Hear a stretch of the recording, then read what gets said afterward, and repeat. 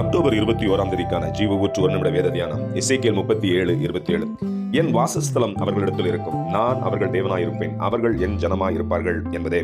முற்காலத்தில் கர்த்தர் தம்முடைய ஜனமாக தெரிந்து கொண்ட இஸ்ரவேலர்கள் மத்தியில் வாசம் செய்யும்படி மோசேயின் மூலமாக ஆசரிப்பு கூடாரத்தை அமைக்கும்படி கட்டளையிட்டார். யாத்ராகமம் 29:45. இஸ்ரவேல் புத்திரரின் நடுவே நான் வாசம் பண்ணி அவர்களுக்கு தேவனாயிருப்பேன் என்று எழுதப்பட்டுள்ளது. இந்த பரிசுத்த ஆசரிப்பு கூடாரத்தில் இஸ்ரவேலர்கள் தேவனால் ஏற்படுத்தப்பட்ட பிரதான ஆசாரியர்கள் மற்றும் ஆசாரியர்களை கொண்டு பரிசுத்த பலிகளை செலுத்தி தேவனை ஆராதித்தார்கள். அப்படிப்பட்ட ஆராதனைகளில் கர்த்தர் பிரியம் கொண்ட சமயத்தில் மற்றும் தம்முடைய தாசனாகிய மோசையோட பேசுகின்ற சமயத்தில் அவருடைய மகிமை கர்த்தருடைய ஆசரிப்பு கூடாரத்தை மூடியது.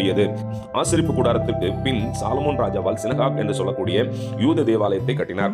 அதிலும் அவ்வாறே தேவ மகிமை இறங்கியதை வேதம் கூறுகிறது. ஆயினும் இவைகள் தேவனுடைய நிரந்தரமாக வாசம் செய்யும் இடமாக இல்லாமல் கர்த்தருடைய மகிமை வருவதும் போதுமாக இருந்தது. ஏனென்றால் மனுஷன் கைவேலையிலான கட்டிடத்திலோ அல்லது கூடாரத்திலோ தேவன் நிரந்தரமாக வாசம் செய்வதில்லை. ஆனால் மனுஷன் கைவேலை இல்லாத கர்த்தருடைய சிருஷ்டிப்பில் அவர் வாசம் செய்வதையே விரும்புவார். அதிலும் மனுஷனுடைய ஆன்மாவில் வாசம் செய்வதையே கர்த்தர் விரும்புகிறார். ஆனால் எல்லா மனுஷ ஆன்மாவிலும் கர்த்தர் வாசம் செய்வாரா என்று கேட்டால் நிச்சயமாக இல்லை. முந்தைய ஆசரிப்பு கூடாரத்தில் கர்த்தர் வந்து வாசம் செய்யும் முன் யாத்ராகமம் 29:44 ஆசரிப்பு கூடாரத்தையும் பலிபீடத்தையும் நான் பரிசுத்தமாக்குவேன் என்று பரிசுத்தமாக்கினார். அதுபோல எந்த மனித ஆத்துமாவை அவர் பரிசுத்தமாக்குகிறாரோ அந்த மனித ஆத்துமாவில் தான் கர்த்தர் வந்து வாசம் செய்வார். அவர்களே தேவனுடைய பரிசுத்த ஆலயமாக இருக்கிறார்கள். இதையே 1 கொரிந்தியர் 3:16 நீங்கள் தேவனுடைய ஆலயமாக இருக்கிறீர்கள் என்றும் தேவனுடைய ஆவி உங்களில் வாசமாய் இருக்கிறார் என்றும் அறியாதிருக்கிறீர்களா என்று வேதம் திட்டவட்டமாக கூறுகிறது.